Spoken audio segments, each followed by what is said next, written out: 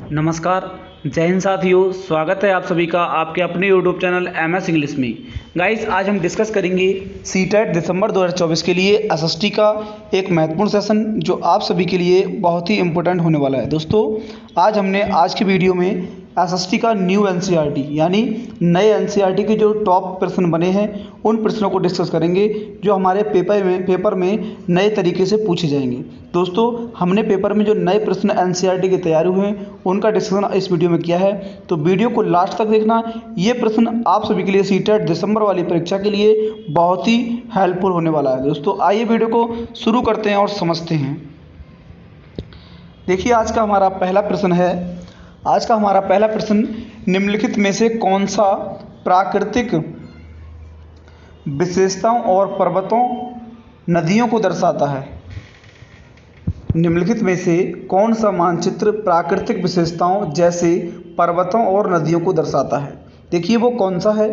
राजनीतिक मानचित्र है, भौतिक मानचित्र, विषयगत मानचित्र, सड़क मानचित्र। देखिए, राजनीतिक जो मानचित्र होता है वो हमारे देशों और विदेशों के लिए दर्शाता है, लेकिन हमारा जो पर्वतों और नदियों को दर्शाने वाला जो हमारा मानचित्र है वो है हमारा भौतिक मानचित्र। बी ऑप्शन यहाँ पर बिल्कुल राइट आंसर हो जाएगा, भौतिक मानचित्र। नेक्स्ट हमारा प्रश्न देखेंगे। अगला प्रश्न हमारा होगा, देखिए अगला हमारा प्रश्न है, मानचित्र पर पैमाना क्या दर्शाता है। देखिए, हमारा जो मानचित्र होता है उस पर जो पैमाना होता है वो क्या दर्शाता है। देखिए, समय क्षेत्र दर्शाता है, मानचित्र पर एक निश्चित दूरी द्वारा दर्शाई गई जमीन की दूरी को दर्शाता है, या फिर इमारतों की ऊंचाई दर्शाता है, या अक्षांश और देशांतर दर्शाता है। तो मानचित्र पर जो पैमाना होता है वो क्या दर्शाता है, वो हमारा दर्शाता है मानचित्र पर एक निश्चित दूरी द्वारा दर्शाई गई जमीन की दूरी को दर्शाता है। इसलिए ऑप्शन हमारा सी यहाँ पर बिल्कुल राइट आंसर हो जाएगा।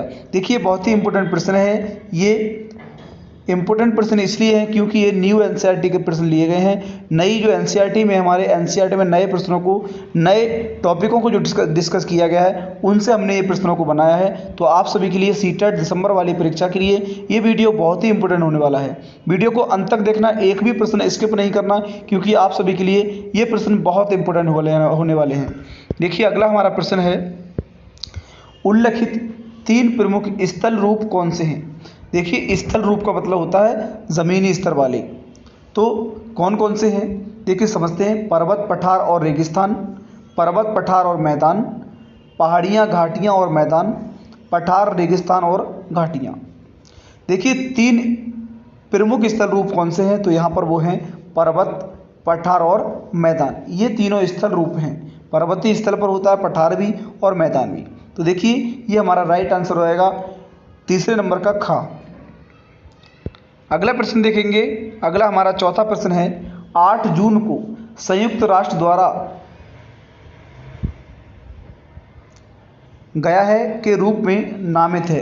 8 जून को संयुक्त राष्ट्र द्वारा जो बनाया गया है वो के रूप में नामित है। किस रूप में नामित है, 8 जून को क्या बनाया गया है, 8 जून के लिए क्या, ये नया प्रश्न बना है। देखिए, संयुक्त राष्ट्र संघ ने जो हमारा बनाया गया है 8 जून को क्या मनाया जाता है, यहाँ पर गया की जगह मनाया जाता है वो दिया होगा। तो देखिए, 8 जून को क्या मनाया जाता है। 8 जून को हमारा होता है विश्व महासागर दिवस। क्या मनाया जाता है, विश्व का जो महासागर दिवस होता है वो 8 जून को रखा गया है संयुक्त राष्ट्र द्वारा। देखिए, ये नया प्रश्न है, बिल्कुल न्यू प्रश्न है, बिल्कुल न्यू हमारा एनसीईआरटी में प्रश्नों को जोड़ा गया है कि संयुक्त राष्ट्र ने विश्व महासागर दिवस को 8 जून को मनाए जाने के लिए डिस्कस किया है। तो ये प्रश्न बिल्कुल नया इंपॉर्टेंट है, सीटेट की परीक्षा में आ सकता है, तो आप सभी के लिए बहुत ही हेल्प करेगा ये। देखिए, समझते हैं अगला हमारा प्रश्न क्या होगा। अब यहाँ पर जो भी प्रश्न आएगा कि विश्व महासागर दिवस कब मनाया जाता है, कब को माना गया है, तो वो 8 जून के लिए किसने पारित किया, संयुक्त राष्ट्र ने। तो यहाँ पर आप समझ गए होंगे। अगला हमारा नेक्स्ट प्रश्न है, देखिए 5वां नंबर प्रश्न क्या है, कौन सा वैदिक देवता समुद्र, आकाश और जल से जुड़ा हुआ है। देखिए, कौन सा जो वैदिक देवता है वो समुद्र, आकाश और जल से जुड़ा हुआ है, वो कौन सा है। इंद्र है, अग्नि है, वरुण है, सूर्य है। देखिए, इंद्र हमारा जो होता है वो किससे होता है, वर्षा से। किससे होता है, वर्षा से मिला हुआ है, वर्षा के लिए होता है। अग्नि होती है आग के लिए, अग्नि किसके लिए होती है, आग के लिए। सूर्य होता है किसके लिए, ताप के लिए। किसके लिए होता है, ताप के लिए। तो देखिए, हमारा ये पूछा है कि समुद्र, आकाश और जल से जुड़ा हुआ क्या है, तो वो है हमारा वरुण। कौन सा है, वरुण। सी ऑप्शन यहाँ पर राइट आंसर हो जाएगा। एनसीईआरटी का न्यू प्रश्न है वरुण। क्या है, कौन सा वैदिक देवता समुद्र, आकाश और जल से जुड़ा हुआ है, तो वो है वरुण। नेक्स्ट प्रश्न देखेंगे। अगला प्रश्न, खनिजों से समृद्ध पठारों पर मुख्य गतिविधि क्या है। देखिए, खनिजों से समृद्ध पठारों पर मुख्य गतिविधि क्या है। कृषि है।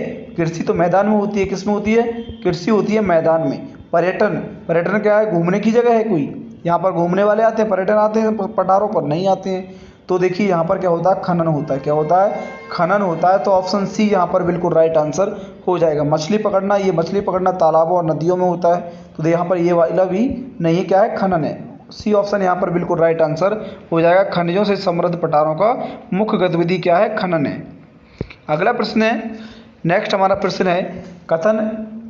देखिए, कथन वाले प्रश्न होते हैं, बहुत आते हैं कथन वाले प्रश्न। सीटेट परीक्षा के लिए बहुत ही इंपॉर्टेंट होते हैं, क्योंकि हर बार जब से ऑनलाइन हुआ था पेपर और ऑनलाइन के बाद अब ऑफलाइन जब पेपर होता तब से कथन वाले प्रश्न सीटेट परीक्षा में ज़्यादातर पूछे जाते हैं। इसलिए हमने कथन वाले प्रश्नों को लिया है, नए एनसीईआरटी के प्रश्नों को। देखिए यहाँ पर समझते हैं कथन पहला क्या है। कथन ए है, अत्यधिक मछली पकड़ना समुद्री जीवन में गिरावट का एक प्रमुख कारण है। तो देखिए, अत्यधिक जो मछली पकड़ना है समुद्री जीवन में गिरावट का एक प्रमुख कारण है। ये बात हमारी बिल्कुल राइट है। क्या है, राइट है।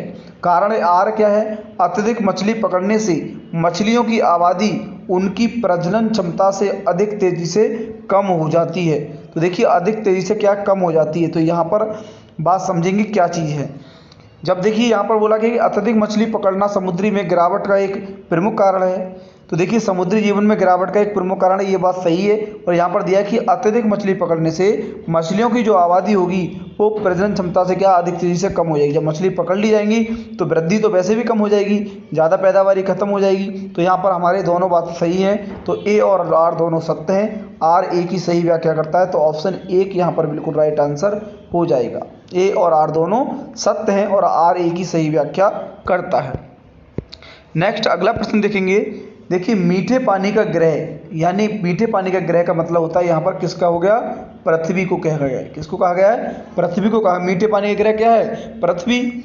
जल संसाधनों में बहुत कम हिस्सा होता है और ये ग्लेशियरों, नदियों, झीलों, वायुमंडल और भूमिगत जल में पाया जाता है, जिसे कहा जाता है, क्या कहा जाता है, भूजल कहा जाता है, समुद्र, तालाब, खारा जल।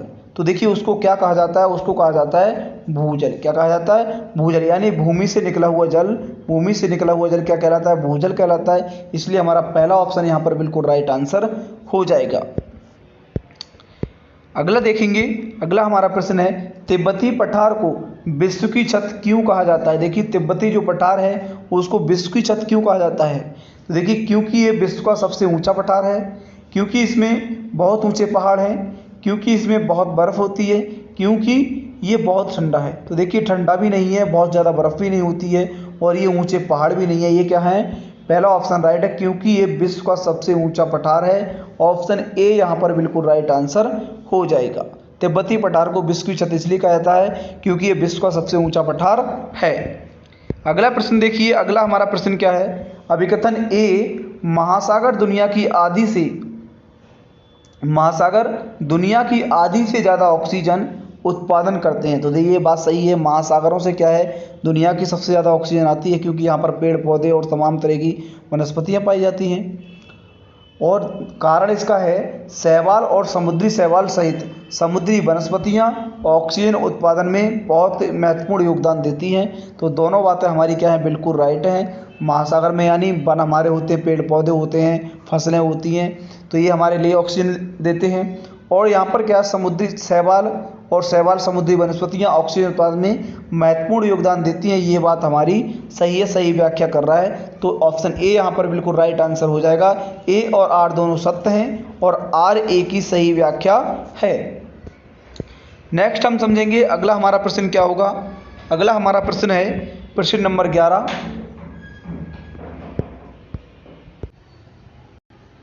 अगला हमारा प्रश्न है प्रश्न नंबर 11।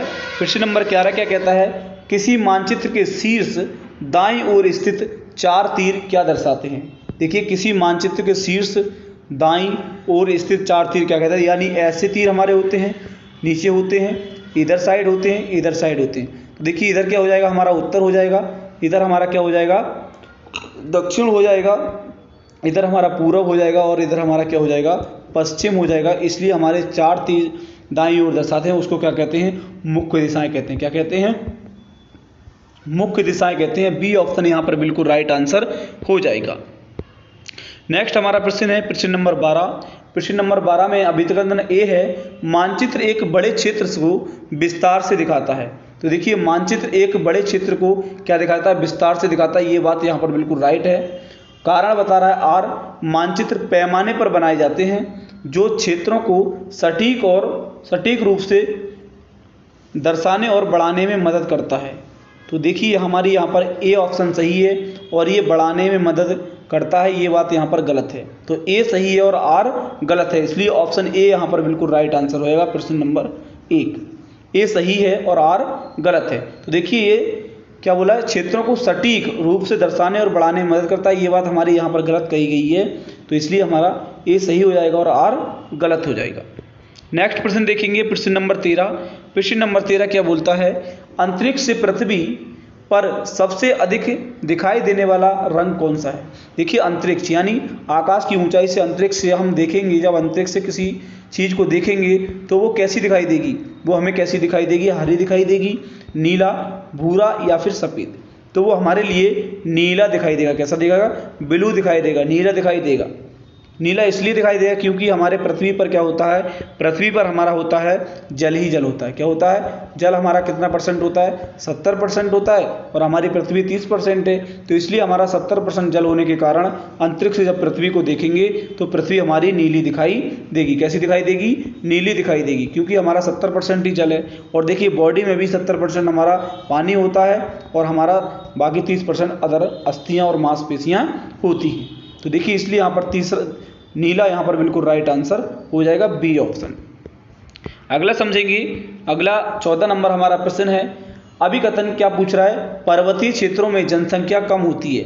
तो देखिए पर्वतीय क्षेत्रों में जनसंख्या कम होती है, ये बात हमारी सच है, क्योंकि पर्वतों के क्षेत्र में क्या है, घर आसानी से नहीं बनाए जाते हैं, इसलिए वहाँ पर जनसंख्या कम होती है। कारण इसका बताया गया है कि पर्वतीय क्षेत्रों में ऊबड़ खाबड़ भूभाग होते हैं। देखिए ऊबड़ खाबड़ भूभाग होते हैं, ये बात भी हमारी सही है। तो इसलिए यहाँ पर राइट आंसर की बात करेंगे, राइट आंसर हमारा क्या होगा, ए ऑप्शन। ए और आर दोनों सत्य हैं और आर ए की सही व्याख्या करता है। तो ऑप्शन ए यहाँ पर बिल्कुल राइट आंसर हो जाएगा। अगला समझेंगे प्रश्न नंबर 15। देखिए प्रश्न नंबर 15 हमारा है, अभिकथन ए है, भौतिक मानचित्र देशों और उनकी सीमाओं को दर्शाता है। तो देखिए ये बात हमारी यहाँ पर गलत कह दी गई कि भौतिक मानचित्र देशों और उनकी सीमाओं को दर्शाता है। तो देशों और सीमाओं को क्या दर्शाता है, राजनीतिक मानचित्र दर्शाता है। कौन सा, राजनीतिक जो मानचित्र होता है वो देशों और सीमाओं को दर्शाता है और ना कि भौतिक मानचित्र। कौन सा मानचित्र होता है, राजनीतिक मानचित्र होता है जो देशों और सीमाओं के बारे में दर्शाता है। हमारा भौतिक मानचित्र जो होता है वो पहाड़ और नदियों जैसी प्राकृतिक विशेषताएं शामिल होती हैं। तो कारण हमारा सही है और ए हमारा गलत ऑप्शन है। इसलिए राइट आंसर हो जाएगा चौथा ऑप्शन, ए गलत है और आर सही है। तो दोस्तों ये रहे हमारे कथन से संबंधित और न्यू एनसीईआरटी से संबंधित बहुत ही महत्वपूर्ण प्रश्न जो आप सभी के लिए बहुत ही इंपॉर्टेंट रहे होंगे। उम्मीद करता हूँ वीडियो आप सभी के लिए समझ आया होगा और सारे प्रश्न अच्छे से समझ आए होंगे। अगर सारे प्रश्न आप सभी के लिए अच्छे से समझ आए हों और सीटेट दिसंबर 2024 की परीक्षा की तैयारी कर रहे हों तो वीडियो को लाइक, शेयर और सब्सक्राइब जरूर कर दीजिए दोस्तों। और हमारी प्लेलिस्ट बनी हुई है, उस प्लेलिस्ट में जाकर हमारे सारे वीडियोज एसएसटी के आप देखिए, जिससे आपको सीटेट परीक्षा क्रैक करने में बहुत ही मदद मिलेगी दोस्तों। Thank you, best of luck.